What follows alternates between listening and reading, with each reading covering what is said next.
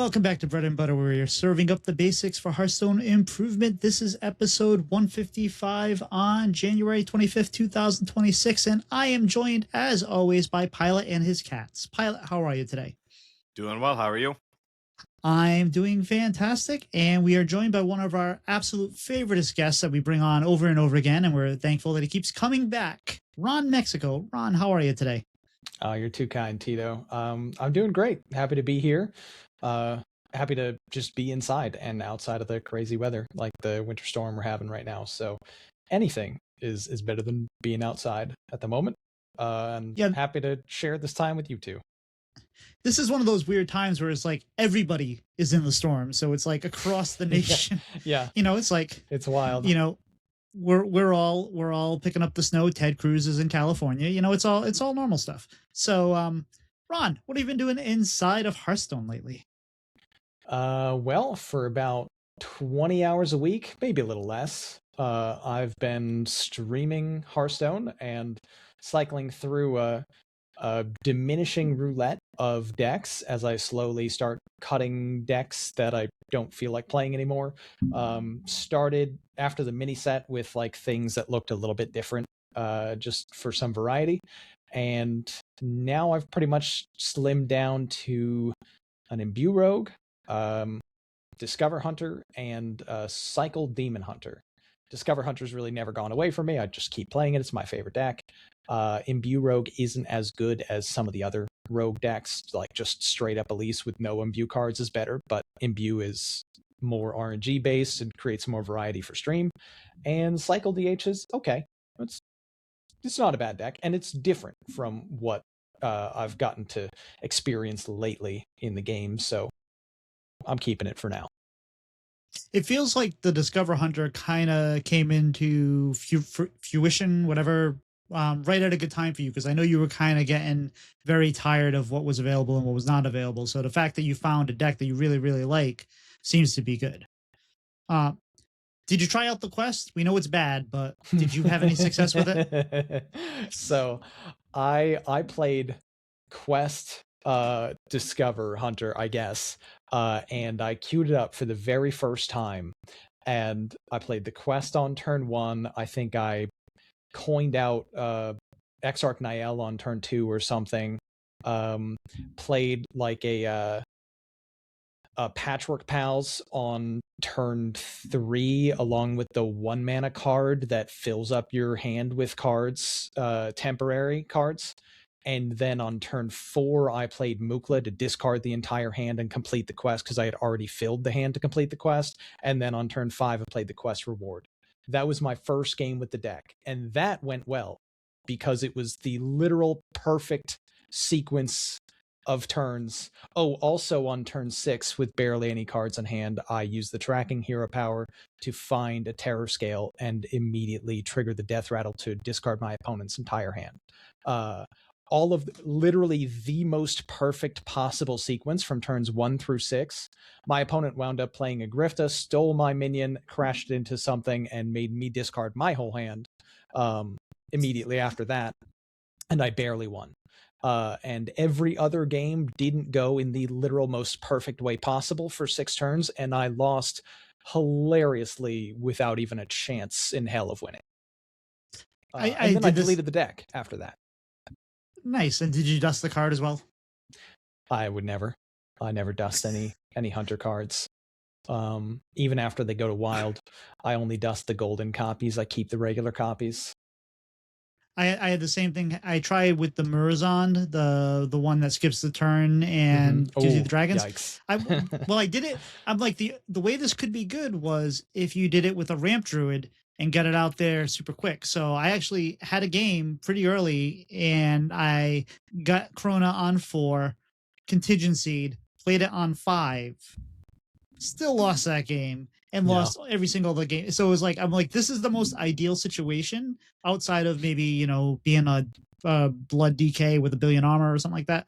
But it did not work out. But I tried. I was like, day 1, we got to try. Pylet. Glad you tried. I am as well. Pylet, what have you been doing inside of Hearthstone? Just kind of chilling between, 12 and 1500 Legend, which is higher than I've been the past few months, probably because I have more time, and when I'm playing, I'm a little bit more focused. Not that I've been playing much more than I had been, but it definitely makes a difference not playing, it with, marching band exhaustion for September and October, and Christmas exhaustion for December. So I've been playing the Cycle Broxgar DH and really been enjoying that deck, and have been surprised at how good it feels, especially because Broxgar, was put in a lot of decks, but you never got past the second or third portal most games, and now it's actually part of the game plan. So that deck has been fun, really interesting to kind of figure out the lines with that, and then still playing a few games here and there of the Burn Rogue that Edelweiss had shared in one of the discords. Not It's not a great deck, but it's been working for me, and it's definitely one where you get some decisions that you can make, and sometimes just do a million damage out of nowhere because you set up a turn and they don't play anything relevant, and you know Morchi prep daggers and do a bunch of damage to their face. So that's been enjoyable. Had a little bit of a busy week, so didn't get as many games as I wanted to, but those two decks have been new and enjoyable at least. Nice. So I went into this week saying, don't care about the rank. I'm already, whatever. We're towards the end of the month. I said, I'm going to try to make some new decks work. And I held to that pretty well for a while. And I still am there because I'm still playing the bad decks. But it was with a goal of, we're not going to try to push for improvement this month. We're just going to try to improve that deck building. And I tried to make more aggressive, sometimes not as aggressive, depending on which cards we were trying at the time, Dragon Priest go. And then we tried to bring back like Zerg Death Knight, which actually wasn't so bad. Tried to bring back Starship DK because I really played a lot of that and all that. And then I was like, I pulled out the list that I used before and I played it. And then on turn 4, I was like, oh, that's right. This card doesn't have taunt anymore. They took the taunt off the crystal guy. So I was like, that's going to make things more difficult. But I did accidentally queue into a game with that afterwards. And the Orbital Halo was right next to it, and I was able to do that and copy it and all that. And I had a really fun game where we both went to fatigue, and my opponent had one card in their hand, and I was pretty sure it was Grifta, so I never launched that second starship, and it was just sitting there, and we were controlling the board, and had a lot of fun with that. But the Dragon Priest, I think I figured out what the problem is, and because you can get some, I mixed it with the priest buff stuff, the like, hey, we will buff stuff in your hand, and the augur, which makes the cost of, you might not know these things around their priest cards, and they're not very much played priest cards, but there's like a 4 mana card that will make your minion have health or armor equal to the toughness, to the highest of the two. So I'm getting some like 11/11s with evasive on turn 4. Things are going great. I'm still losing. Actually, I'm probably playing at maybe like 45%, so it's not horrible, but it's not great. And I figured out it's black rock and roll. It's just another version of black rock and roll, because the whole thing is you put up big stats, you put them on the board, you're like, well, what is my opponent going to do? And then they dubious purchase, and they do all the other stuff they can do, and it seems like they generate exactly what they need. But the problem is, I got tilted because it wasn't that I was losing. It was that it was always to a turn 9 Ziliax.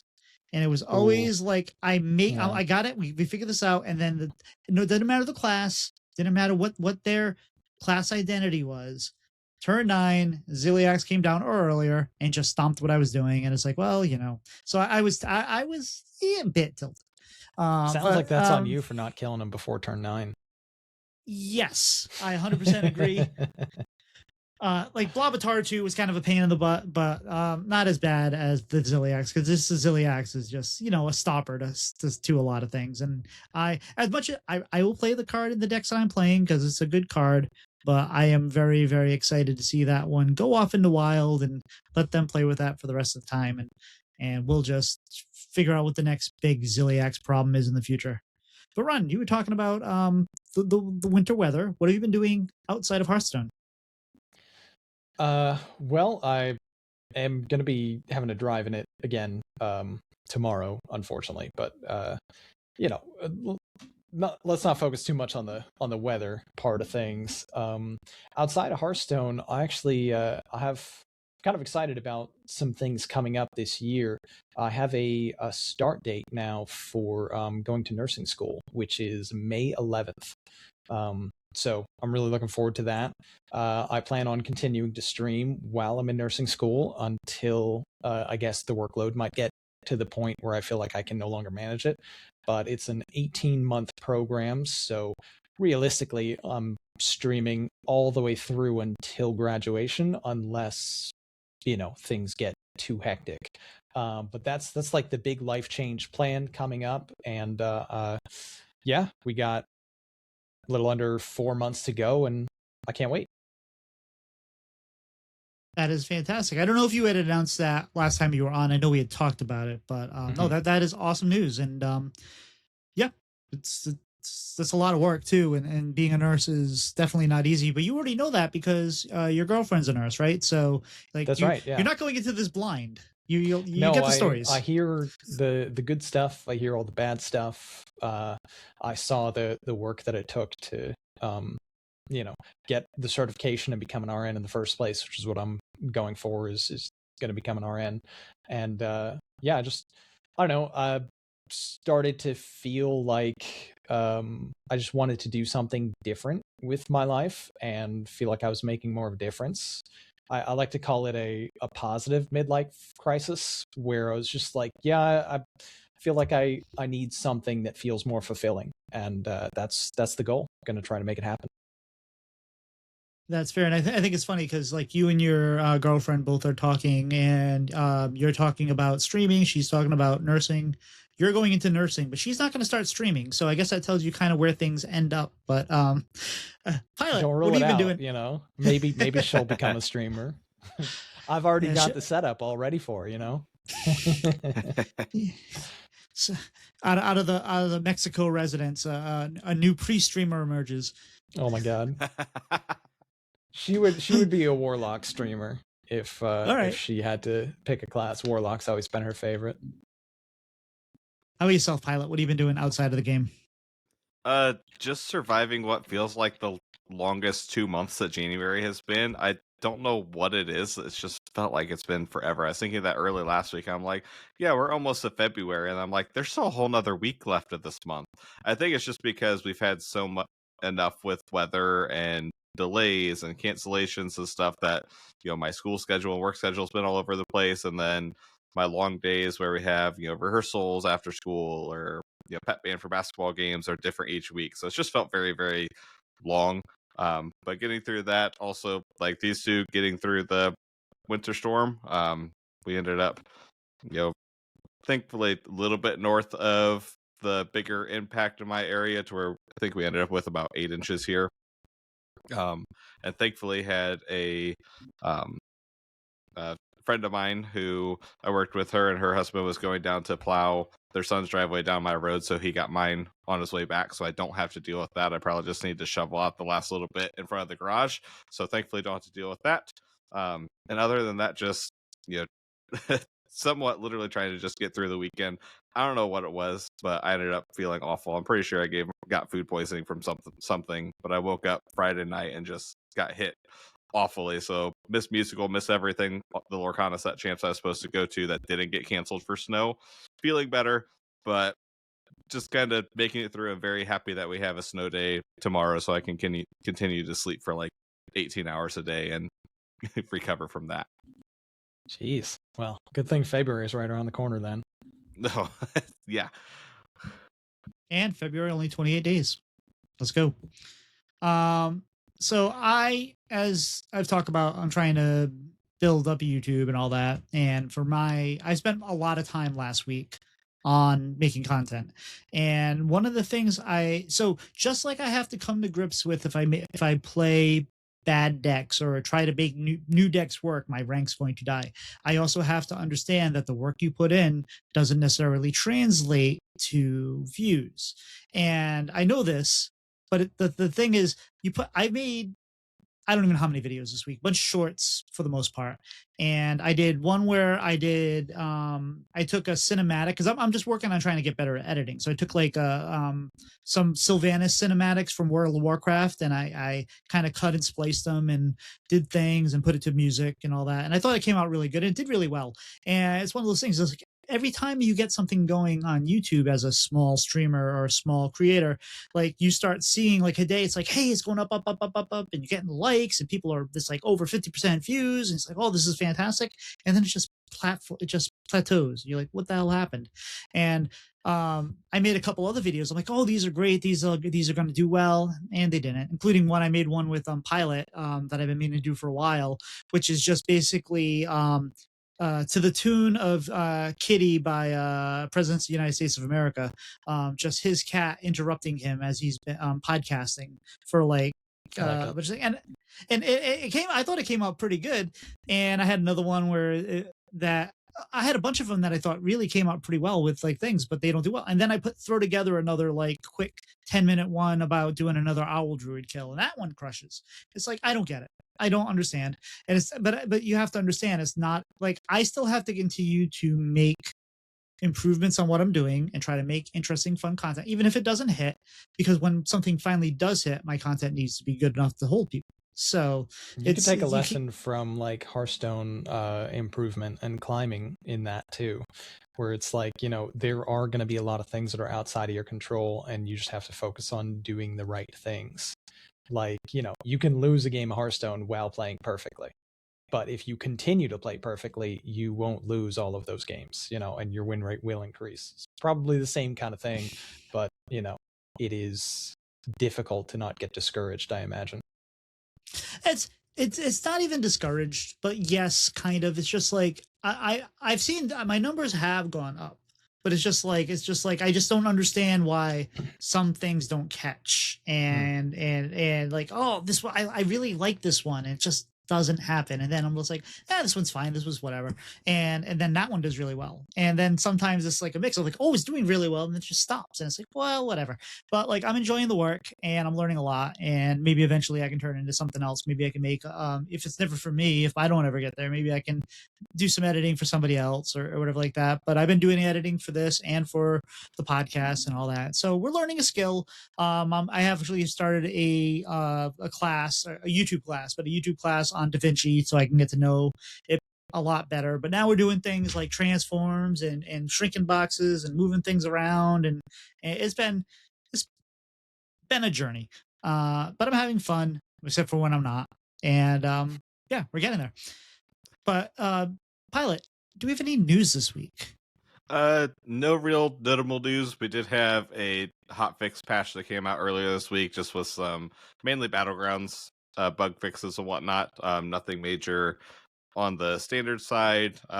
Arena, they banned Infinite Wolf for Hunter, which was, the writing was kind of on the wall for that, I think, but nothing too notable yet. Probably another this week or early next week, probably here, if we're getting any balance patch anytime soon. All right. What Ron, before we go on, what have you thought of the meta that we're dealing with right now? I don't know. It's just same old, kind of.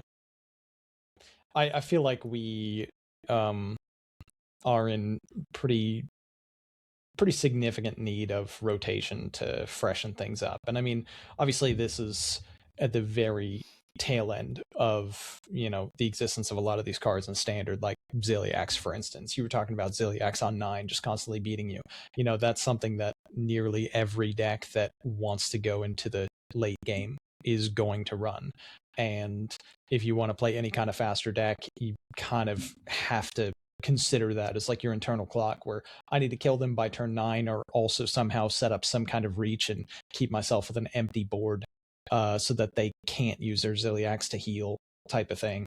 And, that's just one of many examples of cards that just constantly you see over and over again. Elise is something that's in so many decks, and it kind of creates that level of staleness and samey type feel that you get if you jam a bunch of games over and over. That it's like the only way that this really changes significantly in the experience is when rotation hits and a lot of these cards are gone. So it is what it is, just kind of waiting it out until rotation happens. I have seen so many demolition renovators because well, Copy Druid has become a thing now as well. I actually had that in my deck roulette rotation for a bit, but then I saw so many demolition renovators, I was like, maybe I should stop running this in my deck roulette. I wound up deleting it when I played against a rogue who main decked 2 renovators and went renovator, step, renovator, and I thought I was safe to play another location finally, and then they played their second main decked renovator. And I was like, wow, okay, so I got 3 locations blown up in this game. That is some serious location hate. Maybe let's not play this deck anymore for the foreseeable future. I didn't really enjoy it all that much anyway. Druid is not my favorite. That's fair. See, I've actually really taken to that deck. I've tried the more recent one that they put in the VS report, but I've been playing a Chronocopy Druid, which relies on the Drake and the Apollonius, and you get the things. And even if they destroy one of your locations, often it's like, well, fine. But I've had games where it's like I've had 2 locations destroyed. Oh, Owl's been dirty ratted. Drake's been eaten by what's his face, Ham. So like sometimes it can be, there's definitely a lot of interaction there, more than there used to be. But I'm looking at my stats now, not my actual stats because I don't have them all, but as far as streaming stats with the deck, I'm 105 and 94. So positive win rate. Nice. Yay. It's a lot of games. It is a lot of games, but it's been fun. But Pylet, what is our main topic tonight? So tonight we're going to talk about common mistakes that we all make that we can try to avoid. So kind of a very broad reaching subject here, but something we haven't talked about for quite a while. So going to just kind of flow through these as much as we can. Couple of the big, first big things that come to mind, I think that everyone is at fault of at some point, is playing distracted and playing too fast. To where, if you're playing just to relax and not really think about your gameplay, then that's one thing. But if you're playing to climb or to win, and also trying to watch Twitch and playing a game on your phone and scrolling whatever social media all at the same time, then you're not fully focused on your match. Most likely. So being able to remove those distractions, and then also being able to use your opponent's turn to think out a game plan and use that time to figure out what you're going to do, to look at what they're doing, see what cards they've played, anything that they've done that might not show up on that left side history bar because it gets hidden by the end of their turn, is going to be helpful for you. And then along with that, slowing down. Doesn't mean that you have to rope every single turn, but making sure that you're doing things, that you mean to in the correct order, which we'll talk about more later, but also just making sure you actually finish your turn. Because it's so easy when you're playing quick, or maybe you had a high APM turn and you're trying to get in all those last attacks, and it's so easy to misclick and miss an attack. If you don't have those high APM turns, make sure you did everything. Big thing to look at, the end turn button is yellow when you still have something you can do, and green when there's nothing left that you can do. If you think you did everything and it's still yellow, double check. That's a really easy way that Hearthstone gives you to know that if you've done your full turn or not. I make so many of these mistakes, and I'm getting better. I believe I have gotten better at a lot of these things. It's easy to, Ron, as you know, playing distracted as a streamer is kind of hard to not do, because you are trying to be an entertainer. You're trying to entertain with your good gameplay, but you're also interacting with the people that are there and whatnot. So I've been actually trying to use this to my advantage, because one of the things that I've been trying to do, like we've talked about, is trying to grow my own stream, and I need to talk more when I'm not talking to people in the stream, because I do talk and I talk all the time, but it's still, there are times that I'm sitting there, I'm just, no one's talking or whatever, so I'm looking at the play and I'm just making moves and probably listening to music and jamming and whatnot. And then it's like, if someone came into the channel, I'm not talking, I'm just sitting there looking. So I've really gone and tried to make sure that I'm trying to, right from the beginning, even if there's no one there, just be like, okay, so this is what I'm deciding to do. This is what I think I'm going to do next turn. Okay, we drew this card. Should I still go with my original plan? We'll talk more about that stuff later. But it is so easy to miss some of these. I can't tell you how many times I've actively closed Twitter on a second monitor, and literally I've opened up Twitter again before, like, like 10 seconds later, not even meaning to. It's just like, oh, there it is again. It is hard to put your focus onto the game, and especially like you're watching some rogue do an APM turn, my brain just like leaves, like I'm Homer Simpson and Ned Flanders is talking to me about apple cider. So what are your thoughts on just these two basic things, slowing down and removing distractions? I mean, it's just depends on like what your goals are for the game and what you're planning on doing. If you want to just like relax, chill, do multiple things at once and have a Hearthstone game that also happens that, would be cool if you won, but no big deal if you lose type of thing, then that's perfectly fine to just be like really distracted and juggle a bunch of stuff. But if your goal is to, win the game or improve or any number of things that just relate to like success in Hearthstone, then it is extremely important to try to put away those distractions and like slow down makes sense for certain people and in certain contexts. You may have heard me say this before, but it depends. Uh, like there are people who can play really fast and play extremely well. Because you kind of get familiar with a lot of patterns in Hearthstone, with a lot of plays that you're likely to make.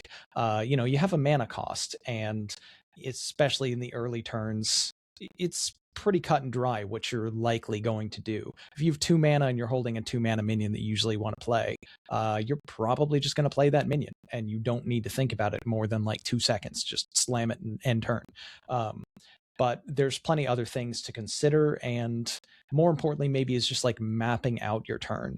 What I think has always been a really like good indicator of how to manage your turn properly and create better chances for success for yourself in a game is to look at your mana cost, the board state, the game situation, and have your gut reaction. This is what I do. This is what I'm going to do to spend all my mana.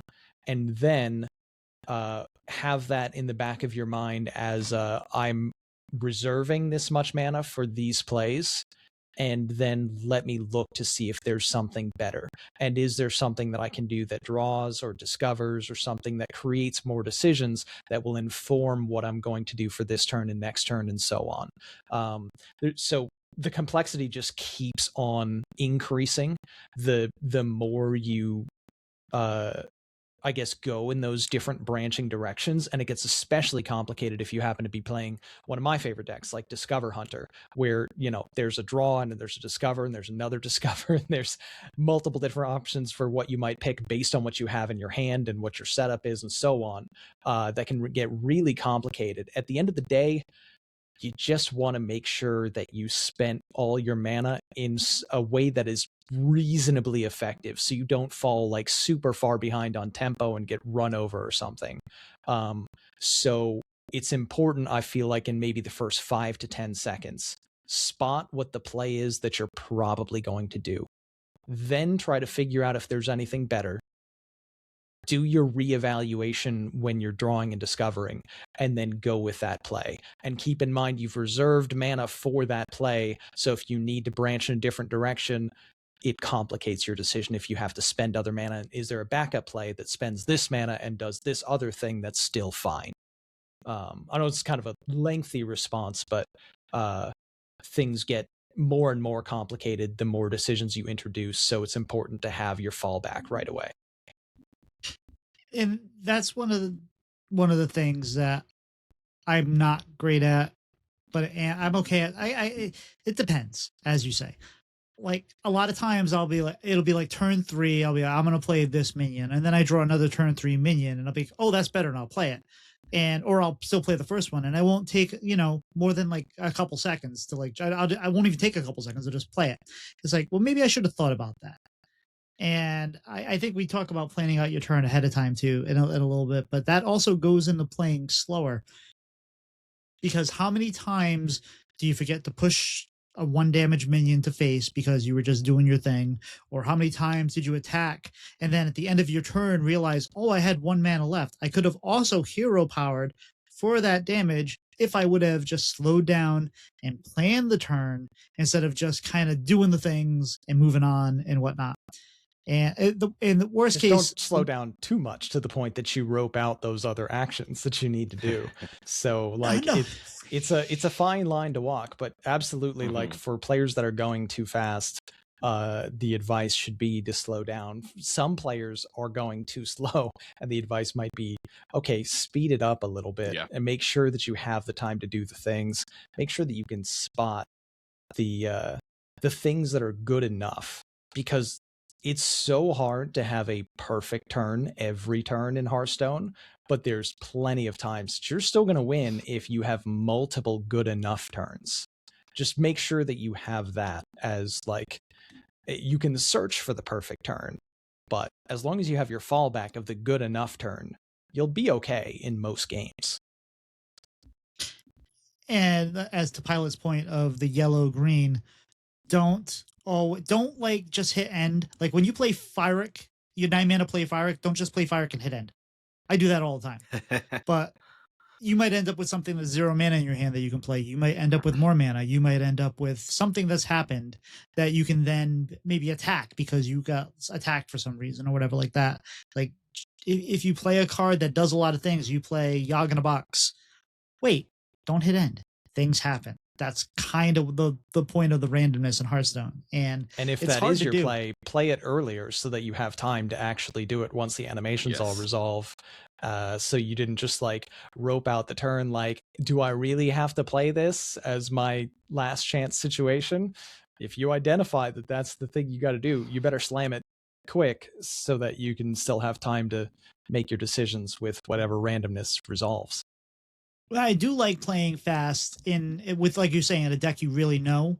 Like I like when my opponent's taking longer turns. I already know the next play, or I know the play. This isn't like a thinking. It's like I'm so confident in this deck because I have 300, 500 games on it that they spend all their turn, and then my turn is click, click, boom, it's their turn again. And I kind of like that to kind of make them think, oh, now I got to think more right away. I'm right back to doing the thing. And sometimes that can be an advantage because especially if they're playing against a deck that they're not used to seeing as much. Because if I'm playing like the Chronocopy Druid, maybe they haven't seen a lot of that, so they don't necessarily know what's happening. So I'm trying not to give them enough time to think about it because I already know what I'm doing. I already know what they're doing. They're playing Quest Warrior. I know what they're planning on. So, it depends, like you said, but in general, take more time to think through your plays. I almost make it a rule of, even if you know what your play is, pick an alternate play. Right. Is that play better? No. Okay, then go with your first play. Is it the same? Well, maybe. Okay, well then think about it a little more or whatever. What you got any more thoughts on this part of it? Yeah, it's definitely something to where, as you identify, you have more actions and more randomness in a turn, than the sooner you have to play. And typically, as you're planning out your turn, if you know that you're going to do something that changes those variables, do those first.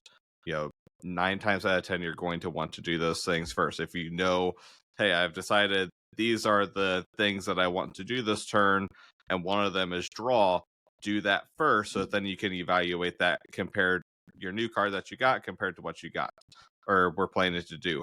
If it's something where you're going to generate a card because you're discovering, or you're playing Imbue Rogue and you're getting that random minion, do those first so that you can then make those decisions based on everything that you have, rather than doing them last and then getting a much better play afterwards and being like, oh, I can't play this anymore. That's such an easy thing to do sometimes once you're super set on a play, especially if you have something that involves a lot. I think the most common time that happens is if I've got these situations where, okay, I want to play this and I need to trade these minions and do this so that they can't do that, and then I've done all those things and then realized I forgot to draw, and you get a better play at the end. And it happens. It's just a habit that you kind of want to build up. And I do think most of the time that this all goes away, the time that you break the rule, is when you know that you have a high APM turn. If you're playing a cycle rogue, that the Quasar Rogue has popped back up to where you have to play 20 cards in a turn. If you think, you're done. You've just got to your turn starts and you start hitting buttons and you start throwing cards around, and you've got to know those decks where you don't have time to sit and think, oh, is this the best play? You've just got to go. And there's some decks that are like that. The Arcane Mage that I was playing was like that. I identified, okay, this is a turn that I'm playing Sindragosa and copying it. I don't care what else is happening in my hand. I'm playing those cards and I'm figuring stuff out on the fly. And you just have to know that those are times to break that rule of figure out a plan A. Is there something better? Nope, it's plan A all the way. And if you say to yourself, well, I watched the Hearthstone World Championship and they wait till the rope happens and then they make 20 moves. They're much better than you. It's they that's always so weird to watch too, is you always wonder, like, why don't they go in early? Because they're trying to make all their moves at the end and then they have to make quick decisions, but they're planning things out more, or they have, some of them have more ideas of, hey, the percentages of what I'm going to get and whatnot. But like, I always laugh when I watch it. They take this whole turn and they're just thinking, then the rope starts hits and then they make a bunch of APM moves. It's like, could have started that a lot earlier. Yep. Yeah. But obviously there's a lot that goes into that, and there's so very many reps for all the players that are playing in like the Masters tours and Worlds especially. They have a ridiculous amount of games on whatever deck it is that they're playing in that moment, so they're usually extremely confident in being able to get all the actions off in the time that they leave themselves to do it. So they spend as much time as possible trying to find that perfect play. And then, when the time is pretty much up, it's like, okay, I got to commit now. So whatever play I've deemed is good enough or the best available, I'm going in on that one. But definitely make a note for yourself too. If you end your turn and you realize, hey, I played that Creature of Madness last, and then I could have actually played what I got off the Creature of Madness because it ended up having charge, and that would have been useful. Like, then try to remember, like, hey, to play that first, and just don't get too upset at yourself or anything like that. But try to make notes for yourself and say, okay, maybe I need to change the order of things. Maybe I should have played the Creature of Madness before I played the Blob of Tar, whatever it might be. Mm-hmm. Also important to note, as you get reps on a deck and you have a deck that is going to have more APM style turns, make a note of what actions might have a longer animation as well, because there's a handful of cards here and there that just have longer animations and they definitely stall things out. I forget what it is in the Arcane Mage, but there's something that takes longer. I think it's right off the bat when you get that copy and the effect happens from Sindragosa. There's just a little pause while it's just like, hey, you get the discount, and if you're not ready for it, it definitely messes you up. Yeah, it'll drive you crazy. One of my favorite things that I used to do back in the day that I've been able to do recently is you can play the new priest card, the Wings of Eternity. It's a 1-mana Discover a Dragon from the Past, which can get you old school Nozdormu. And there's nothing more fun than dropping old school Nozdormu, hitting end turn, and watching the rope hit for your opponent right away and be like, all right, figure that out. That's solid. Chef's kiss. Beautiful. So, in a similar vein that we've kind of already talked about, with playing your turns, that also helps you spend your mana and your cards, most efficiently or as efficiently as you can. You want to make sure you're spending your mana primarily on cards, on cards that do things. If you have a 2 mana thing in hand, you probably want to play that rather than hitting hero power in most decks. Not always, but most decks.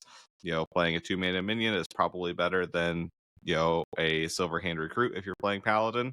So spend your cards, sometimes even if they're not ideal. Sometimes you have a battle cry that you're not going to get the best value out of, but you're also not going to get value out of it if you hold it for 4 turns not playing it and you're dead by then.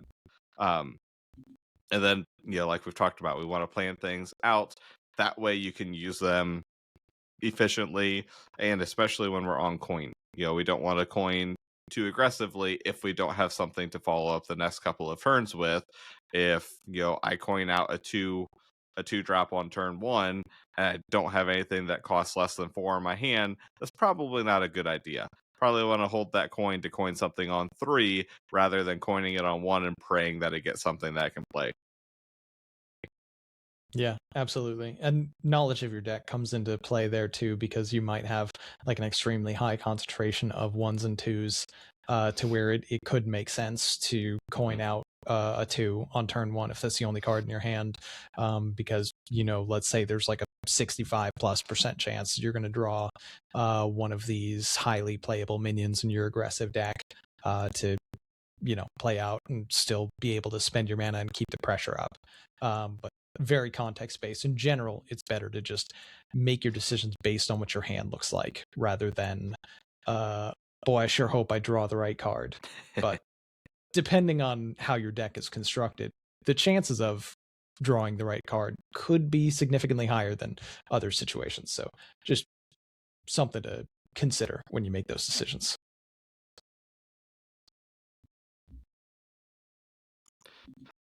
But yeah, that 100% is play. And then I think we planning out turn plan is next, but also planning out your next turns. And like Pylet said, don't coin out your right. So the priest deck that I was talking about, again, not good, but it has the interesting things of you have the augur that you can play on for, you have the slither drake that you can play on for, you have a bunch of different options, and it's like, well, when do you use the coin? Do you coin something to get this out earlier? Do you coin to get the taunt out earlier? Plan your next few turns, and that doesn't mean you have to stick to them, because what your opponent does or what you draw might change that. But if you just use that coin and then they clear your minion and your next turn you're just hero powering your face and passing, that's not good when you could have possibly played that slither drake on 4 instead of doing nothing, or on 3 instead of doing nothing. So have a plan, but be ready to change, because it depends. There you go. Yeah, I think we kind of already talked a lot about planning out our turns, kind of just jumping around here, unless either of you have anything else you want to chime in on that before jumping ahead. No, I think on planning your turns. Well. Yeah. Well, that doesn't just involve the cards you're playing. It also involves minion interaction too, right? Or going like how you're doing. So don't clear with your minions until like you've drawn, like if you're playing cliff dive, right? Don't clear with minions first. Play cliff dive first, because if you draw Magtheridon, or if you draw anything that's going to rush into things, that's going to possibly change how you do your turn. So right.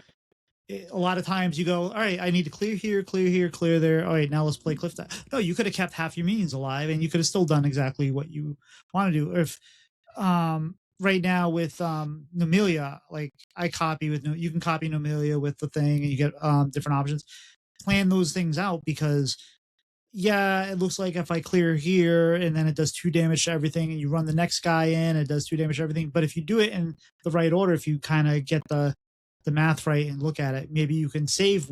Or you could have run the 4/2 into a 0 mana minion if I would have run the 1/1 copy into something else first. So take your don't just like, I'm horrible at this. This is why I'm bringing this up, is don't just say, all right, let me clear here, let me put 3 damage into that, until you kind of make the plays or that might affect that in the future. Yeah, Because that's otherwise, that's a good point, and that's something that like you're most of the way there, because what you've done when you say, okay, clear here, clear there, make this value trade, some 3 damage there, just to make sure that I'm making the effective trades to keep myself ahead on board and everything. You've identified like the knee jerk play, this is the maybe good enough play if nothing else goes the way that I want, and then you just need to pause and keep that in your back pocket and have thought through what actions you need to do and what time you need to do it and what mana you might need to commit to that play. And then you can do your reevaluate play, which is, in this case, I guess, cliff dive. And you don't know which minions you're going to get from the cliff dive.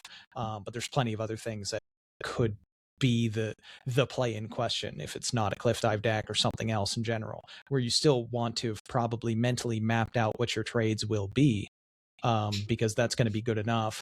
But now you can play that cliff dive or draw or discover and see what changes the situation, then reevaluate it, see if there's something better. And if there's not something better, okay, go ahead with that play that you already committed to in your mind, that you've reserved as this is going to be the good enough thing.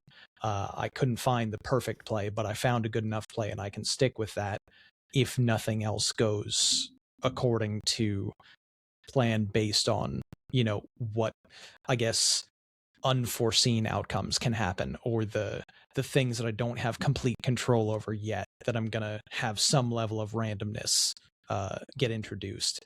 You're trying to minimize the randomness and how it impacts you in a negative way. And that's why you just want to have that, all right, this is the plan until I find something better. And if I don't, I stick with that plan. and there's one thing, Pilot, I didn't see in this list that kind of goes with this too.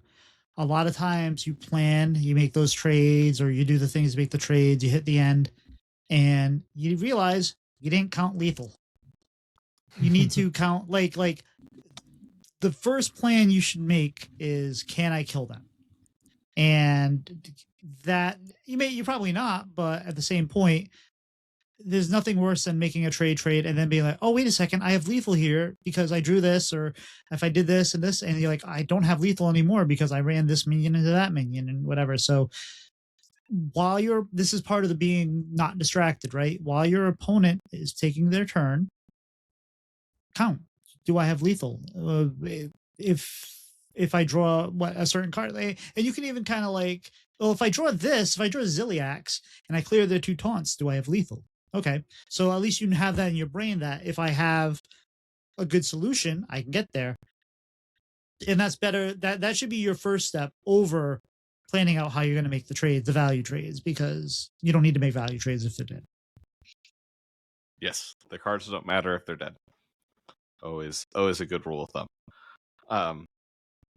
Another thing that I had skipped over also originally looking at this is when you do have those random effects, sometimes it is worth evaluating and deciding, is it better to do it first or later on, to where, is it something that's like a generated card, or summoning things on your board to where you want to see what you get first, or is it something where you want to limit the options, thinking like a cease to exist, the priest removal right now on Rewind, to where if you want to something like that, if you're able to trade into some little minions first so that it hits their bigger minion, then you definitely want to do that first, and kind of looking at those random style effects in that way, compared to thinking like when I was playing the triple unholy Death Knight, normally I would play the Shadows of Yesterday first of my turn before doing any attacks, unless any board space, because sometimes you get rush and poisonous on one of them, and that takes care of your trade for you. Absolutely, and that's a fun deck too to play. But it always goes down to those. We had that whole episode where we had Ron on, I believe, with was it with Language Hacker, or was it? No, it was Yeah, where we talked about Discovers. We talked about making better discovers, or was that we have you on with that was with That's Banner, Pocket right? We Train. had you on Pocket Train. That's right, Pocket Train. Too many great guests on this show. Oh yeah, Talking that about one. good decisions on Discover, and that's part of it too, right? Because uh that was more focused on, hey, do I pick something now for now? Do I pick something for later? But it also matters on just the state of everything. It depends. It look at what you're going to discover, and then make your plan from there. Yeah. Some other things that are common things. Know what your deck is supposed to do. If you don't know what your deck is supposed to be doing, you're playing it wrong. You're probably not going to win very often. So if you're picking up, especially a new deck for the first time, try to figure out what's the general game plan, what's the general speed of your deck, what are the powerful plays, different things like that, to where some decks are much more obvious than others at times.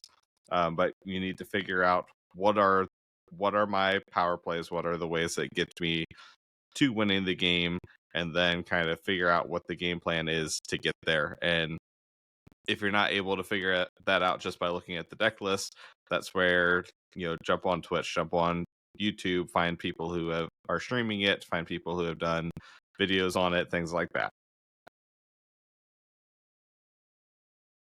And For sure. that doesn't mean that that's how your game plan is going to be for the game. Like there may be, you may have a matchup, and this comes with matchup knowledge, but you may know that, hey, this is how I win, but I'm not going to have time for that against Zerg Death Knight or Triple Unholy Death Knight. So then, how do I take those pieces that I have and best spend them in a way that's going to potentially get me to a game winning state? And that might be a lot different than the game plan that you would do against a control a quest warrior. So that's part of the thing too. So when we say know what your deck's supposed to do, yes, obviously you want to know what you're supposed to do with the cards, but also what is your deck also able to do if it can't do what you want it to do, or you need to do it differently, right? And I guess that's kind of vague, but I just know that sometimes you go into a game, it's like, well, I'm going to do, you normally play these cards. If you do that, you're just going to lose. So then how do you find a better way to maybe give yourself an extra few percentage points and to not lose? Yeah, for sure. Then mulligan, something we've talked about before. But I think settling in the mulligan is a big mistake that a lot of people make. Myself, this is one of my big things that is something I need to improve on. Excuse me. Where if you have a deck that has a clear mulligan outlier, go find them. It doesn't matter what other cards you have most of the time. Go find that card that is 10, 15, 20% better than everything else on the mulligan, because it's that high for a reason. Thinking, 4 mana Amir Drasil, things like that. Go get those cards, because most of the time that's what's going to win you the game. If you have a deck that typically this happens most with very aggressive decks, if you have a lot of early turn plays, if you get your 3 cards at the start and they're all 1 mana minions, pick the best ones and then go find something to do the following turns. Not always, but normally, kind of set yourself up in that way to where you don't want to leave yourself high and dry after turn 3 because you kept a bunch of 1-drops, and now they're playing 3-drops that are easily taking care of your stuff, and you're left with an empty hand. Again, not a set rule, but something that you want to keep an eye on, to where do you really want to keep 3 1-drops, or do you want to start to look for something else, thinking like the aggressive, the token paladin, to where if you get a bunch of 1-drops, you're probably going to get more cards to play. Drop 2 of them and go look for your Crusader's Aura or something like that. And then also a really easy trap sometimes to fall in is keeping cards that say draw. And I think that we need to be more picky when we're keeping draw cards, because you can draw for free by mulliganing them. Just because it says draw doesn't mean that you are supposed to keep it. I do think that there are cards that are draw that might be worth keeping, especially thinking like a Chillfallen Baron in Death Knight, because it draws 2.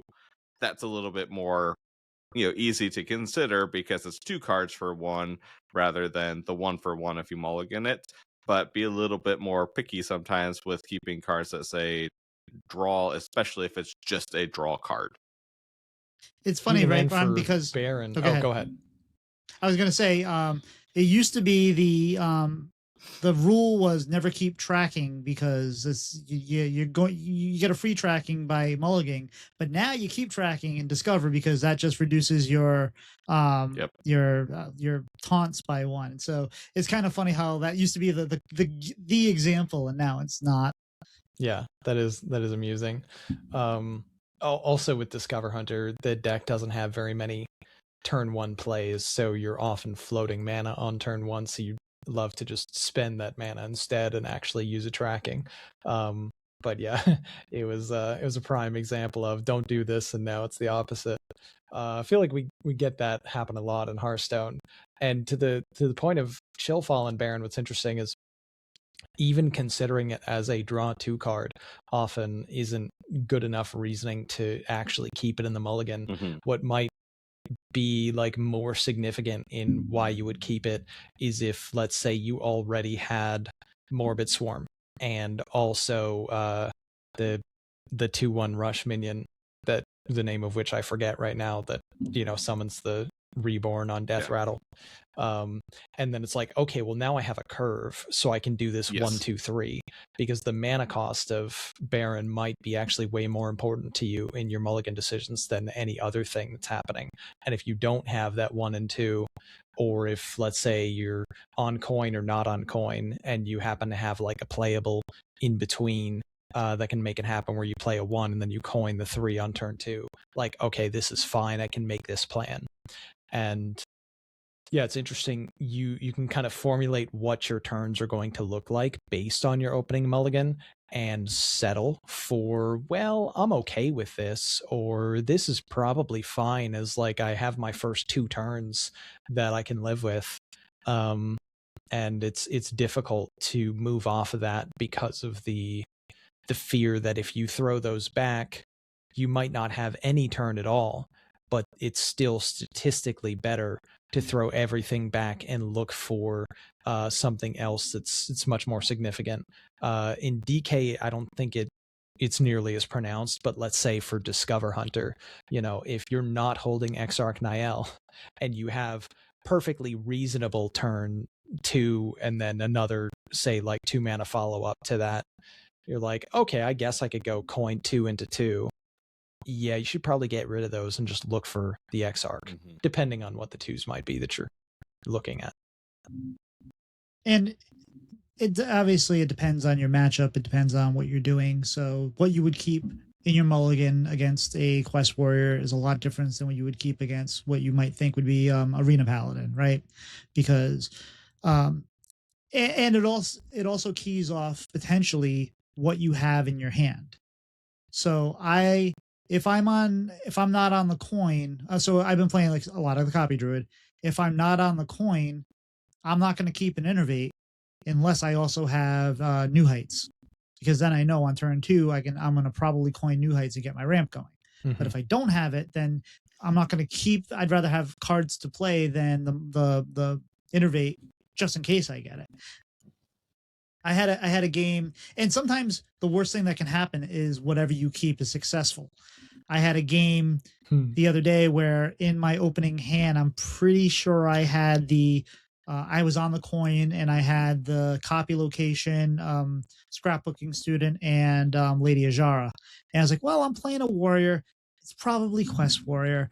And I ended up copying it on 4 and Ajara on 5 and copying it and getting like 35 stats on turn 5. And I'm like, well, they got to have even if they have a brawl, I'm getting it out early.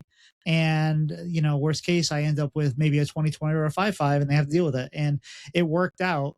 But was it the right play? Probably not. I probably was. I picked it out of like, well, this could possibly work, and it can be fun. Yeah, don't get.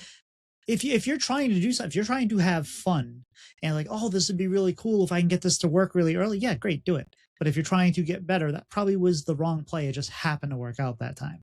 Well, information is pretty valuable, and if you knew that that person was going to be Quest Warrior. Like, let's say you had faced them before on ladder, you recognize their name, you had just played them, 5 games ago or something, and they were playing Quest Warrior. You'd say, there's a really high likelihood that they're Quest Warrior. They're not going to pressure me, and these are my power cards. So it actually is the right decision to make that mulligan decision if you have that information. If you don't, though, if it was just a shot in the dark, you probably instantly die to a dragon warrior if you make that keep. So, you have to be okay with making that decision knowing that there's a heavy punish. And that might just be based on, what's the percentage of quest warriors you've seen in your last, 20 games against warriors in your rank bracket. And, you could say, I made an educated guess, or I made a percentage-based decision that was more in my favor than not with the decision I made, and be okay with it. If you can justify it in some way that's like, a reasonable justification with some kind of statistics backing it up, it's usually okay. It's at least defensible. If you're just shot in the dark, you might want to reconsider that if your goal is to win as many games as possible. Yeah, and that's definitely something that there's a couple classes right now that are very dangerous to do that with if you're banking on mulliganing against a certain archetype, because Quest Warrior is definitely one of them, because Quest Warrior and Dragon Warrior are going to be very different outcomes if you mulligan for quests and think I have plenty of time, and then they just beat you atop the head constantly with dragons. Because that happened to me today. I didn't mulligan. I thought that was probably going to be quests, but I didn't mulligan for it, and then I just didn't get any good cards. I just got walloped in 5 turns. Paladin is kind of the same way with the Aggro Paladin and Aura Paladin, very, very different speeds with those decks. So just be very careful thinking, oh, this is, this class, it has to be this deck, and then it's not. And do you have a plan for that? And also, I would say don't mulligan to not lose, mulligan to win. And what I mean is, I've seen a bunch of Paladin. A lot of times it's Arena Paladin. A lot of times it's the half Arena Paladin, half Aura Paladin, or Aura Paladin, whatever. And I'll draw and I'll be like, oh wait, I have the coin and I have Blabatar. Great, that'll hold them. It doesn't. So I was in my mind deciding, oh, I can try to hold them off until I get somewhere. And if I probably would have thought about it, maybe I want to just I'm probably not going to win this by, I'm probably not going to survive unless I, find my find my swipes, find my, whatever it is, whatever I think the potential win condition is. So I think that if you mulligan to not lose, I think that's the wrong idea as well. Cause I think that's just going to put you on the back, and maybe you won't lose, but probably you still will, because you're trying to not die instead of trying to win the game. Fair. Yeah, playing to not lose typically leads to a lot more losing, in my experience. Like that THL match that I played that last one with the I was playing the copy druid, and I could have gotten those Drake. I could have got Drakes down earlier, and I was trying to play to get to that last win. And a really good. Well, no, never mind. We're talking about mulligan. So anyway, there's so many different directions we can go. Oh, there's lots of directions. I've definitely felt that with the mulligan, though. Like, it's so easy, especially in the mulligan, to pick based on tilt. Because Tito, I complained to you about this when I was playing the Arcane Mage, and I was still doing okay with it.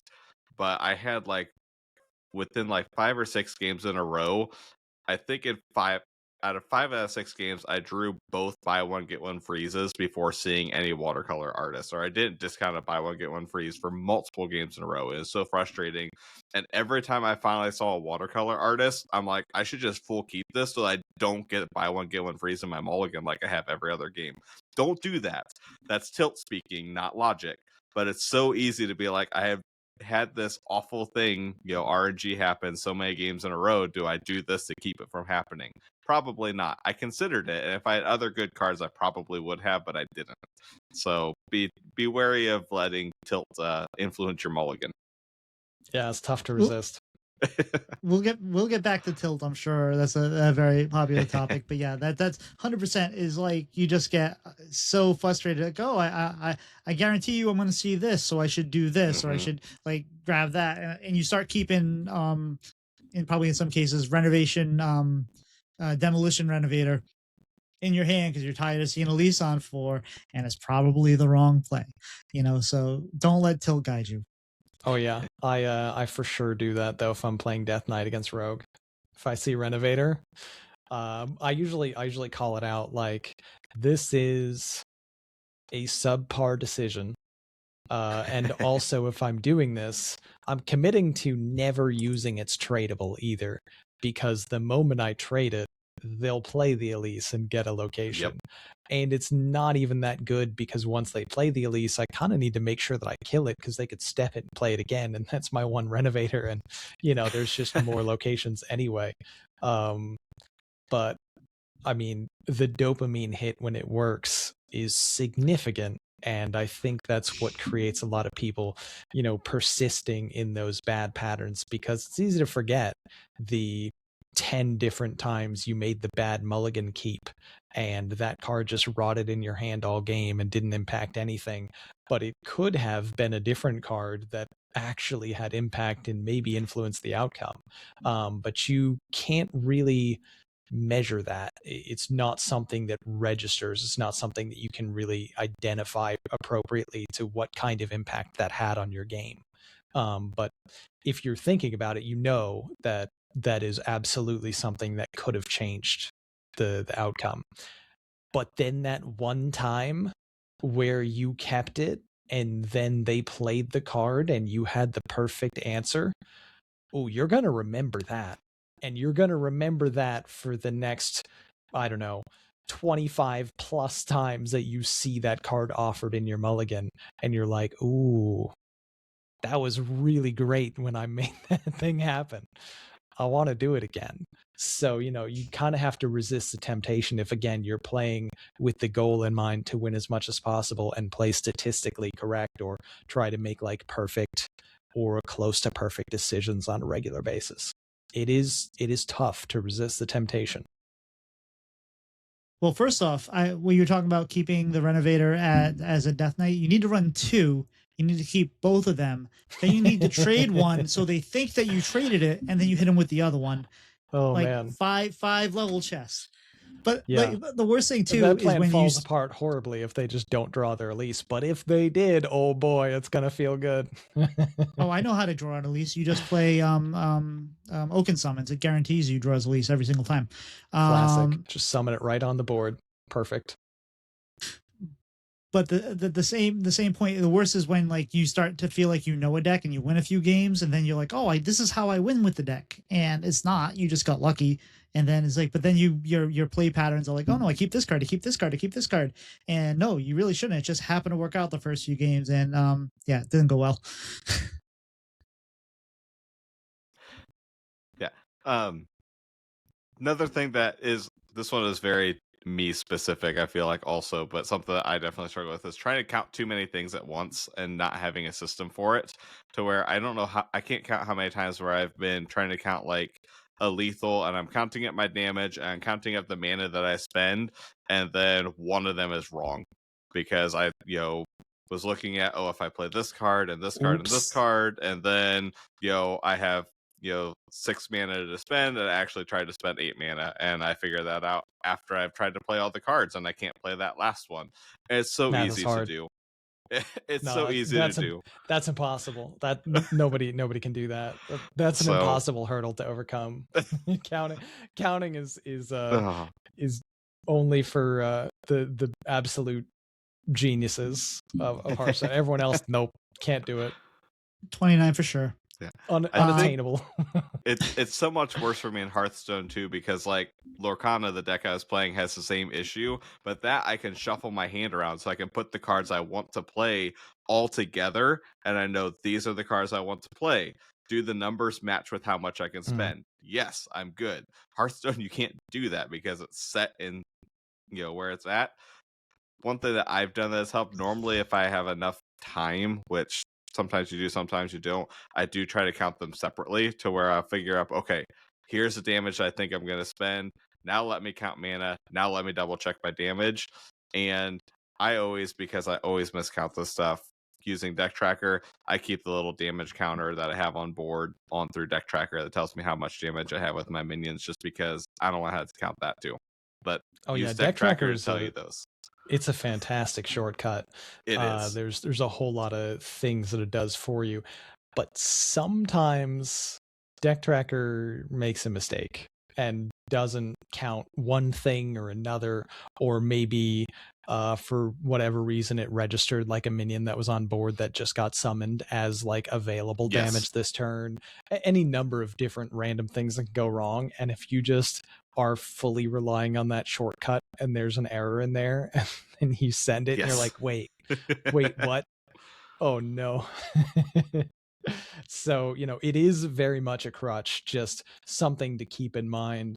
Don't always take the Deck Tracker like shortcuts as gospel, because you might have a bit of a mistake some of the time that could cost you a match. So if you have the time available, make sure you're also kind of running through it and double checking that you do in fact have the play or the damage that you want, especially in certain situations where kill them this turn, obviously you win. Send everything and almost kill them, you instantly lose. So there's another play. If you don't have all the damage, make sure that you gain some health and remove some board, and you'll have a lethal the next turn. So just plan that out. Make that judgment before you fully commit or pay the price. And so we just had a game like that last week where I was playing the Triple Unholy Death Knight, and I decided not to go in because I was going to be too short, but I had Kerrigan in hand. So I was going to play Kerrigan next turn and win if I had gone all in. I didn't go all in, and I ended up losing because I cleared the board or whatever like that. So understanding that, and to the math point, and I've admitted this here before. Like I said, looking at the HS Guru, I've streamed 200 games of this deck with Copy Druid, and I'm sure I've played at least 100 more. That's not counted here, if not more. Mm-hmm. I don't know how to do owl math. I pretty much say I think this is enough, and I still have not figured out how to do that yet. I just kind of guesstimate, especially when you get like the location that has a +1, and then you have I don't know. So that I think that's a great point, where like if you're playing a deck like consistently and you're learning the deck, there are plenty of ways that you can learn shortcuts and learn patterns for the deck and how it plays. Or if let's say you're playing an owl druid, what 2 owls will do, what 3 owls will do, what 1 will do with a couple spell damage locations that don't have copy, what 2 will do with 1 spell damage location with copy. Like all these different things, you could even make like a little spreadsheet for it if you happen to be that inclined to be that dedicated towards, I want to make sure I optimize this deck as much as possible. That is absolutely something available for you to do, that you can just learn and make sure you know the ins and outs. So all that extra time that it would take to count that, you already have it memorized as shorthand. Personally, I've never done it. I just don't care enough. I cycle through more decks, and like I'm not committed to something like Owl Druid. So every time I played it, I would just be like, I have no idea how much damage this will do. So I'm going to slam the owl on the board. I'm going to copy it. I'm going to copy it again. And then when I hover the card, it will tell me how much damage it does. And I've just kind of got a sense of, this looks like it's probably enough to kill them. I don't know. They got like 30 armor and 30 health, but it does a lot. So I think they're going to die. And then, and I wouldn't recommend that.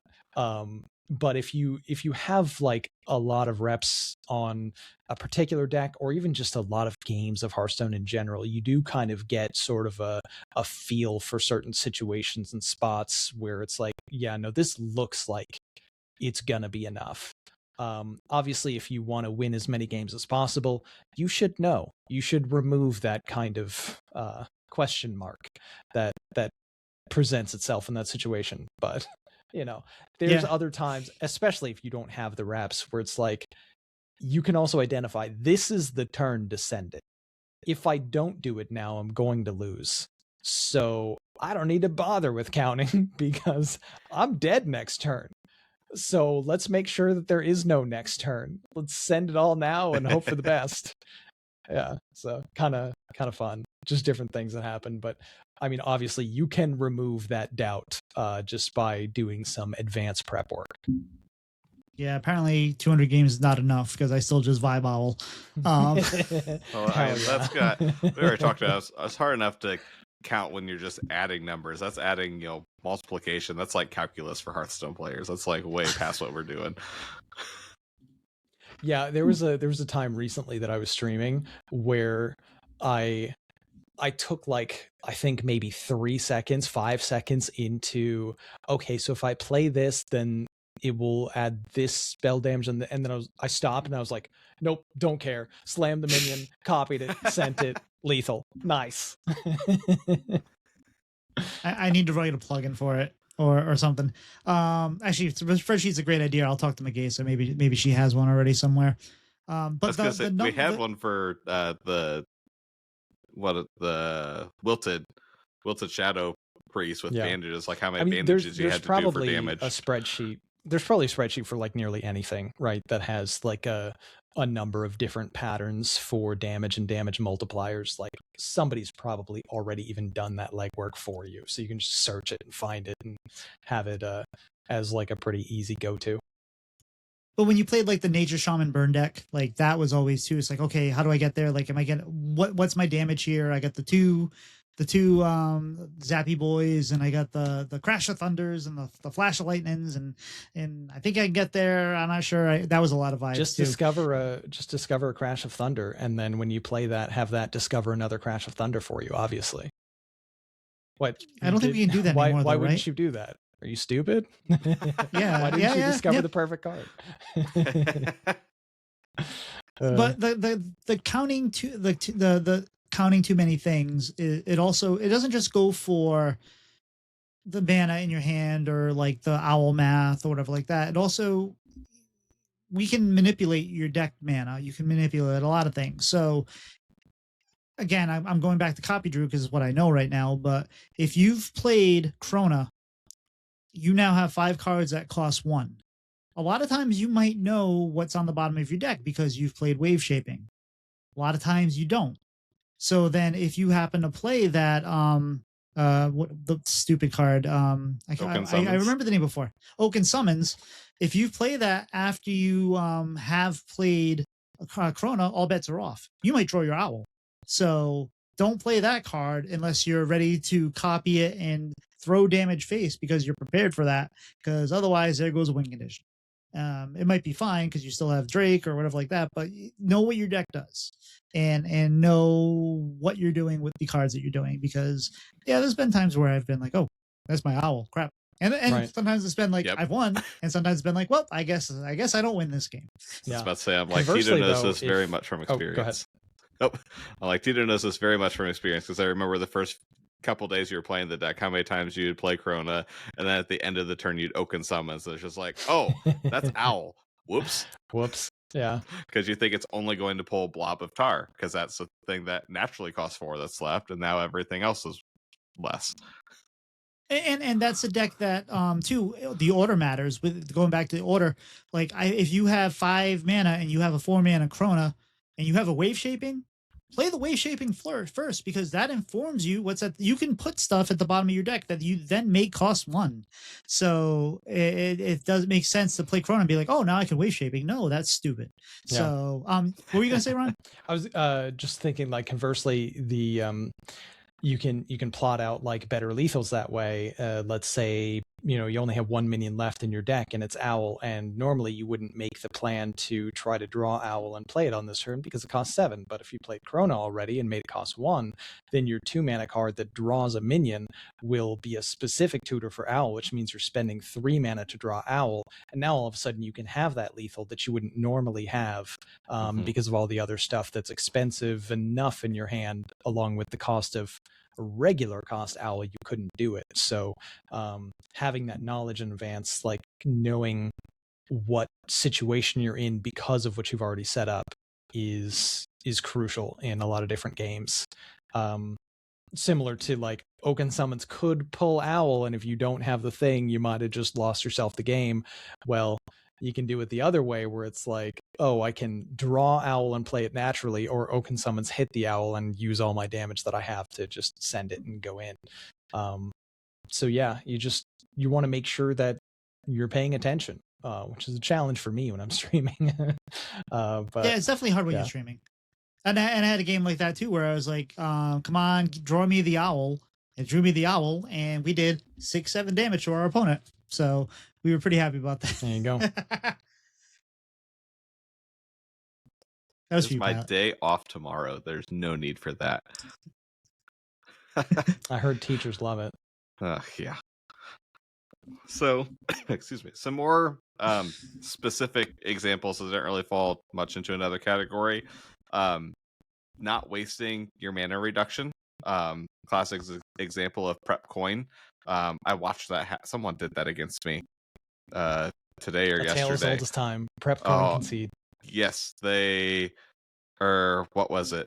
It was prep shadow step, because they were shadow stepping a Foxy fraud because they wanted to make their dubious purchase 0. Right. And they did it in the wrong order. Or in Death Knight Maladar, making sure, playing that and then playing the expensive thing with your corpses. Another thing with that I did also in miscounting too many things is making sure you have the corpses for the thing you want to play. Thankfully I had enough little things on board I was able to trade them off to get to the corpses, but I forget what I was trying to play. I was trying to get to either a 10 mana Elise location or a fire rack or something. I only had like 5 corpses. I'm like, whoops. So I think I had a fire rack on board and I was able to trade things around and make it work. But don't waste your mana reduction by mistake. And that a good current example is Elise, because that location often has plus spell damage on your next spell. So don't hit the button and then coin then hit the button. Yeah. Very, very funny that you're playing so much Copy Druid, because it's like the only time anyone would ever pick spell damage off of Elise. It's like the one you always hate to see in every other deck. But in that deck, you're like, oh yeah, this is good. I like this.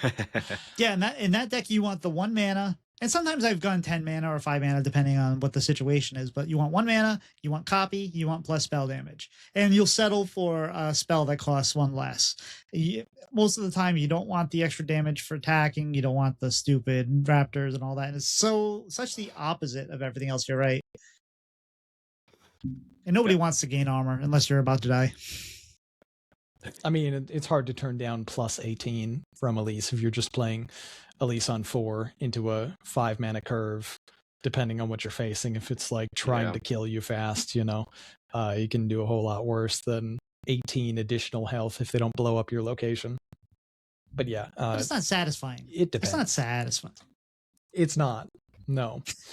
It's also very unsatisfying on the other side. Yeah. It also makes me very unhappy when my opponents get armor off of Elise, and then it's way harder to kill them. Especially I had one where is late game and they got the 10 mana one with armor, which is like 12 armor each time. I'm getting there, and then they drop that down. I'm like, oh, it's just backbreaking. Yeah. If you're playing a class where you're attacking with your hero, and happen to also have lifesteal minions, attack with your hero before doing the lifesteal. Definitely have done that on multiple occasions as Demon Hunter. Just get that order correct. If you're going to be taking face damage, heal it back up with your lifesteal stuff. And then also conditional effects. If you have conditional cards, make sure to keep an eye on those and make sure that you have the effect satisfied if you're really planning on it. Thinking like some of the current dragons that require you to have a dragon in hand for them. Or trying to think if there's much else in right now, but either way, when you have those cards, they will be glowing yellow. Hearthstone gives you that nice little hint. Use it to your advantage. Same as the end turn button. But so I have a good example of that one you were just talking about. Is I had it was turn 5. I had a gift wrap whelp and a slither drake, and I played the gift wrap whelp first to get the buff, and then I couldn't play the slither drake because I no longer had any dragons in my hand. Yep. So it was Reading going is hard too. Yeah, I've totally done that. Yeah. Where you just assume like a card has different text, like a similar card to it in the past. Like I totally thought for a little while that the Slither Drake was if you played a dragon last turn. So and not if you're holding a dragon for the discount. So I was like, oh, I'll just play my only dragon in hand on turn 3 so I can have this 4 mana thing on 4. And then I was like, why does it cost 7? I read the card again and I'm like, oh yeah, I should have read that. So, you know, and probably should read. it's not even just that. It's sometimes you get into such a muscle memory habit of this card costs 4. So sometimes, because you always meet the condition. It's like you're never thinking about it. So you're just like, wait, why am I? That's what happened to me with the gift wrap up. I played the gift wrap up to get the damage, and I was like, wait, oh crap, because I'm used to just having dragons in my hand to do that. Yep. Yeah, and I mean, to a certain extent, like there's a lot of complicated things that are happening in Hearthstone. There's a lot of things to keep track of on a regular basis, and mental shortcuts are great. They're really helpful in a lot of ways, just to like save yourself some brain power, some energy that you're going to need to use on something else. But they can also hurt you when you just get a little bit too comfortable in this pattern of a mental shortcut that's there, and then you've totally shot yourself in the foot. So again, awareness is pretty important. If you're trying to increase your win rate, do as well as you possibly can in your games, it's just another one of those examples. Hey, maybe slow down a little bit. If you're going a little bit too fast, reevaluate some things, double check some things, and then play it out there. If you've got just like one play, it's basically like the only thing you're going to do. You don't necessarily have to rope it, but you also don't need to windmill slam it in the first like 3 seconds of the turn. You know, you could take a moment and just, am I doing this right? Is there anything that I mixed up? Did I forget something? Did I shortcut my way through that and not actually think about it, and this won't work the way that I need it to work? Let me just pause, assess that this is correct. Okay, now I can send it. Ron, what is a mistake that you make often enough that your chat knows you're going to make it, or like the chat calls you out on it? If there is one. It's usually like forgetting about like just in general forgetfulness is probably like the number one thing, where like there's an Anachronos effect as like one of the first examples, but that's impossible. Nobody remembers that. And also, like, oh, there's this persistent effect that's in play.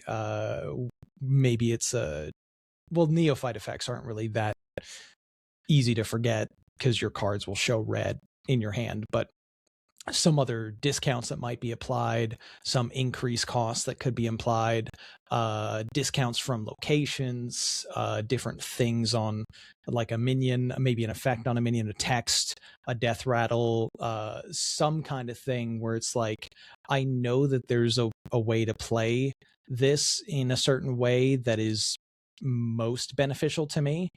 And I might have identified that on the previous turn, but then by the time that my next turn starts, I've totally forgotten about it.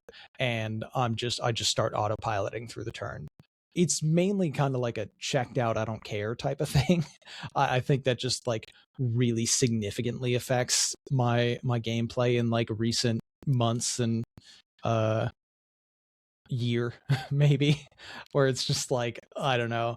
I just a lot of times feel like I can't be bothered to like keep track and lock in that much, so I'll forget stuff all the time and I'll be like, oh yeah, and like as soon as the thing happens I'm like, right, yeah, I even talked about that last turn. Sometimes I start a turn by talking about a thing I need to remember in that turn in the ordering, and then I'll do something distinctly opposite of what I said I needed to do, because it's like a typical mechanical pattern that I've gotten into in the past for how I would play it that I needed to flip in this case, and I called it out when the turn started, but by the time the rope is going, I'm like, oh yeah, I'll just play these cards out. Oops, did that again.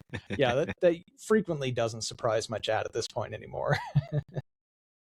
Pilot, how many times have I given the game plan at the beginning on stream? They're like, all right, this is what I need to do to win this matchup. And it's correct. And then on turn 3, you're yelling at me like, why didn't you stick to the game plan? Yeah. Nice. Yep. I agree with Anachronos. I lost count of how many times when that was being played a decent amount that you just kind of forget because you remember Literally the next impossible. turn. You think about it because you kill the Anachronos and then you're like, okay, all this stuff is going to come back, and then you build up your board again, and then you get the one little minion back from the board that they poofed, and it's just like, oh, I didn't have to build that board. Yep. So every time. And on the opposite end of that, like knowing matchup knowledge, a lot of this stuff branches in a lot of the other topics we'll talk about, but like if you know they're going to play Anachronos, or if you know they're going to play a Brawl or whatever like that, you want them to play it because they're going to play it. And you don't want to just wait for it and not play cards, but you want to try to get it like get enough of a threatening board that they have to play it, but don't also drop the giants or whatever you might have in your hand, because then they just go poof too. But if like they're going to play out of Chronos, they have to clear this board, and then I can follow up with my giants and my Baziliacs or whatever the heck you have. Like kind of you got to plan and know what they have, and that just comes with time. But the other conditional effects, like the other more specific examples, we talked about this a little bit, but another thing Pylet used to yell at me for all the time is you don't need to clear a minion that has 3 health if you have Magtheridon. Like, yes, hilarious. It's a good one. I did that a lot. Yep. I'm very good at that. Like, okay, and now I gotta kill that, and you're like, why did you do that? And it's easy for someone to tell you not to do something, and they're going to do it the same thing because it's a lot easier to autopilot. No, I need to kill that minion. Yeah, you're going to kill that minion because you have a 3 mana AoE that happens at the end of your turn. He does what? But you now? had it in your brain. That's crazy. You had it in your head from the turn before. You had that mental note of I need to kill that, and then the play happened, and you're still mental note I need to kill that. You just didn't make a note. Oh, it's already dead. I almost put reading the card explains the card as one of the things on this too, but I decided not to. But we kind of talked around it. It's definitely something that happens all the time. Or it really is. It works. How you're thinking of it is kind of correct, except for like the 2 times that it's not, and they're like, "Why didn't this thing work the way that I thought it did?" And then you're like, "Oh, yeah, that's not actually what the card says." Understanding the rules of Hearthstone, and I know that sounds silly, but that matters because there's an order that things happen that you learn, and they're not like really written anywhere. What you have, Numelia. Numelia is a 6 mana 4/2 with Rush that deals its damage to the target and the 2 targets on the sides, and when it dies, it deals 2 damage. That's his death rattle. Death rattle do damage to everything on the board, all enemies. Awesome for clearing Blob of Tar, because you run Numelia into that. Blob of Tar dies, it summons its death rattle, then Numelia's death rattle happens because the order of the death rattles happen in the order of what they came on the board, I believe. Mm-hmm. But normally, the same thing doesn't happen with Reborn. You run Numelia into something, it does the damage, then the Reborn happens. Yep. So understanding these little kind of nuances that happen, and they're not all it's not always consistent. Do you remember the Titan, the Warlock Titan that would send things to the Twisting Nether, but you had to have the portal? So that way, if you got a copy of their Titan and you didn't have a Twisting portal, and you clicked the send everything to Twisting Nether, nothing happened. Mm-hmm. You remember that? Yeah, I feel like they might have changed it at some point too. Like at one point, maybe you could click it even if you didn't have a portal, and it would Twisting Nether, but then they patched it so that it didn't work. I think so. I can't. That sounds correct. But that's another thing, obviously, to keep in mind. Like interactions that work a certain way might not always work the same way if they patch it in later, rollouts, and then you're like, oh, I have to learn the new way that this works. Funny you should say that, there is, and my point on this one is this tilted me completely, like off the face of the planet. I'm playing against an Imbue Rogue. They play the legend, so they generated the legendary mage minion that has a random Titan effect every turn. They got the one that cleared everything with the Twisting Nether. They didn't have a portal, cleared my board and my locations, because that actually cleared locations too. So I was like, what the heck happened? Then they shadow stepped it and did it again. And it was like so I messaged Deck Tech on Twitter. I was like, is this the way it's supposed to work? He's like, that's a great question. I don't think so, but they probably changed it since they put it on the card. Like, oh, great. But no one's ever played the card. I don't even remember. I was like, for a second there, I was like, I don't remember a mage card, a mage legendary that sent things to the Twisting Nether. When did that happen? And it took me a minute to realize, oh wait, that was the one that had the Titan thing. So extreme example, but understanding the rules of Hearthstone really helps you to understand some of these interactions. I wonder if they made that's it to one where they probably changed just because it would be a feels bad moment if like you got an ability that was totally worthless. I thought they removed the ones that didn't give you anything though, so it's kind of weird that they decided to keep that in as an option and not just remove it from the pool of being available, because as far as I remember, Agrimar was not an option, because obviously Agrimar modifies a weapon. So kind of weird that they would, especially with such a powerful effect as that one, that they would be like, okay, I guess this can be in the pool and it can work, even though it wouldn't work under the normal conditions of the card. Yeah, a lot of idiosyncrasies in Hearthstone that after a certain time, you kind of just have to have multiple of them memorized if you're going to be, but that's the kind of thing you wouldn't realistically be able to play around anyway. If you're playing against a rogue, that's going to generate a random into a random that does a random. And then, it's just like, all right, you can't play around every single card in the history of Hearthstone, because there's also some randoms that this guy can generate from the pool of wild cards. You kind of just have to play the game in the most upfront way, where it's like, these are the things that are likely to happen that I can make plans about. And if you try to make plans about the most outlandish stuff that could possibly happen, you're doing yourself a disservice, and you're probably going to lower your chances of winning. Like, nobody's going to play around the random mage minion Twisting Nethering you. And then now maybe playing around it getting shadow step to be replayed is a realistic thing now that you've seen it on the board.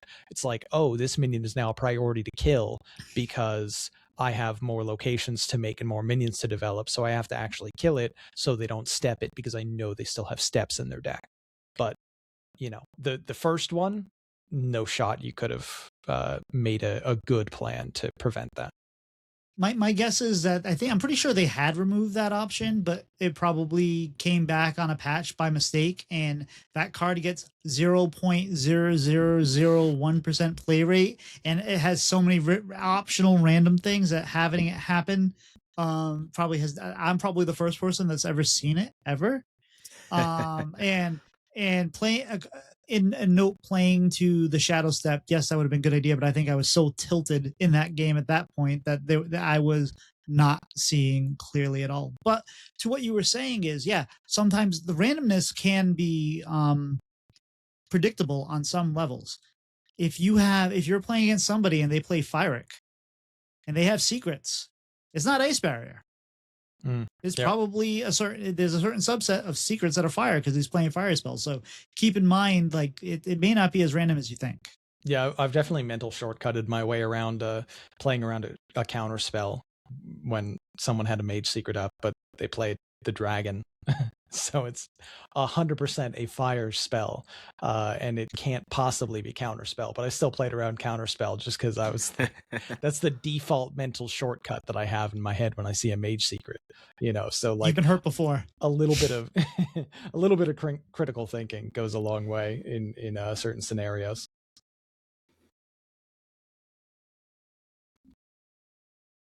Yeah. So, any other final thoughts for mistakes, or any final things to throw out for mistakes we can avoid?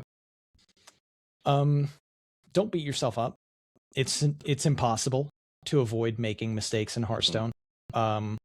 Making mistakes in life, making mistakes in basically anything you do. That's we're humans. It's gonna happen. So you want to make sure that you can try to minimize the mistakes that you make, minimize the impacts of the mistakes that you know are inevitable, and find ways to try to make sure that they happen less or that they'll be more recoverable when they do happen. And see if you can identify mistakes that your opponent makes and how to exploit them, because that's a big way that you can increase your chances of winning as well. You can never find that perfect play every single turn of every single game, but there's plenty of situations that are good enough. If you can identify the good enough situations, try to limit the mistakes, and don't let it impact your gameplay too much when you make a mistake yourself. Sort of like the analogy for quarterbacks in football when they throw an interception. Have the memory of a goldfish, you know? It's gone. It's over. It already happened. You can't do anything about it to change it. So don't let it continue to bring you down and make you play worse from here on out. Recenter and figure out how you can make the best play that you can make going forward. I agree with that 100%, but one caveat is if you keep making the same mistake, and that is like insanity, right? Doing the same thing over and over, expecting a different result. If you happen to keep making the same mistake, find a way to don't beat yourself up, but find a way to get yourself to stop doing it. If you find yourself that you keep hitting end too quickly, maybe put a post-it note over the end button before you take your turn. And then you have to be like, oh, wait, there's a post-it note my way. Did I do the thing that I want to do? And that sounds stupid, but if it gets you to stop making the dumb mistake, then yeah, figure out something that can help. It's kind of like people used to tie a string around their finger to remember something because they couldn't forget about it. Do what you need to, whether it's writing notes, keeping notes, putting something in your way, putting something, I don't know, whatever you need to do. Like figure out a way to stop making the same mistake over and over again, but don't try to fix everything all at once. We did not cover probably an eighth of the stupid mistakes you could make playing Hearthstone, but this right here, fixing these things and solving these kind of issues is going to get you so much better at Hearthstone than solving what the meta is right now and understanding the matchups between this, that, and the other. That helps you for a little bit of time. That, yeah, sure, that's important and all that, but solving basic stupid mistakes is going to increase your win percentage a lot versus did I figure out how to beat this deck with that deck. Well said. Yeah, I think there we go. I think the only one that we missed is kill them before Ziliax comes down. That's a misplay we talked about earlier. Yep. All right. So, Ron, my question for you, the question of the week is, what is your favorite beast hunter? What your not beast? What is the best hunter hero skin, and why? I'm gonna have to go with. Honestly, I would say multiple Sylvanas skins. You kind of can't go wrong with the Sylvanas skins. Like all of them are incredible. Just amazing lore character, and the voice lines on most of them are just exceptional. So I want to say it's like the blood something sanguine Sylvanas, something like that. But it's got pretty cool art. It's got like it's very red, and it's pretty cool. And then the voice lines are great. It's a good vibe. But you really can't go wrong. Like all the Sylvanas skins, I love them. Cool. Yeah, I sent you on Discord the shorts. One of those ones is a Sylvanas one I made, so I'd be curious of your opinion. I didn't realize you were a big fan. So yeah. So if you'd like to support the show, you can do so by joining our Patreon over at patreon.com/breadandbutterhs. You get the raw audio early. You get access to member channel on Discord. You get to help shape future episodes. If you want to ask questions of our future guests, if you want to suggest guests, we're there. If you'd like to support us in a non-financial way, you can leave us a review. It really, really helps. I recommend the financial way only because we get to do giveaways sometimes, and we give away to our patrons, and we don't have the kind of patronage that like Coin Conceit has. So you have really good odds to win things. So if you're looking for quick ways to possibly win things, I don't know, maybe check it out. And you can leave us a review, that helps. And if you are looking for more Bread and Butter content, we have a YouTube, Bread and Butter HS, where we post a lot of shorts and the VODs, and you get to see Ron's wonderful flowing hair and all kinds of good things. So, Ron, how can people find you if they would like to find you on the social medias? Well, I really only have just the one social media, which is Twitter, and what I do there is post that I'm going live on Twitch, and that's the only thing pretty much I ever post outside of giveaways when they happen, with expansions that release for Hearthstone for either the new expansion or mini sets. But that handle is at Ron_HS. And you can also find me streaming Monday through Friday on Twitch at RonMexico HS. Usually go live right around 7 p.m. Eastern. Well, probably like 7:30 p.m. Eastern, but in that range, you'll find me. Pylet, where can people find you? You can find me on Twitter and Blue Sky, Pylet712, that's Pylet, and also on Discord. And you can find me at titosantanahs on Twitter, Twitch, YouTube, TikTok, Blue Sky, especially on YouTube. And I still post a lot on Twitter because I just can't stop. Ron, do you have anything you'd like to promote or shout out this week? Nope.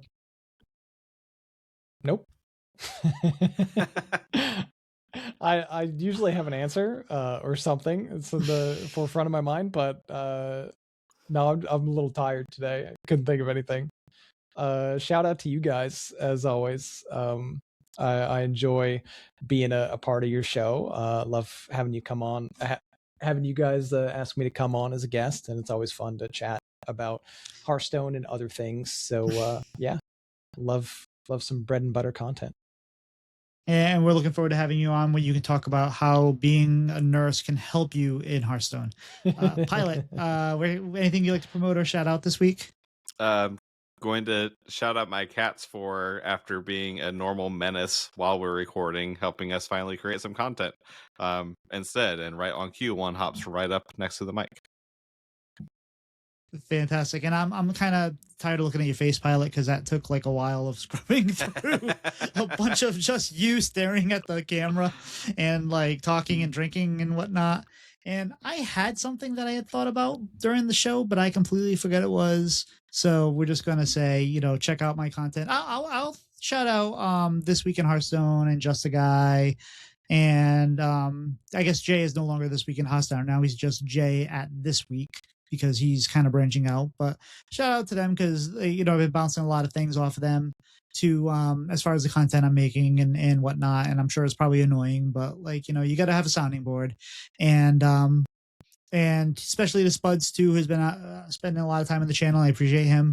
But anyway, guys, I think we're toast. We'll see you. See ya. See ya.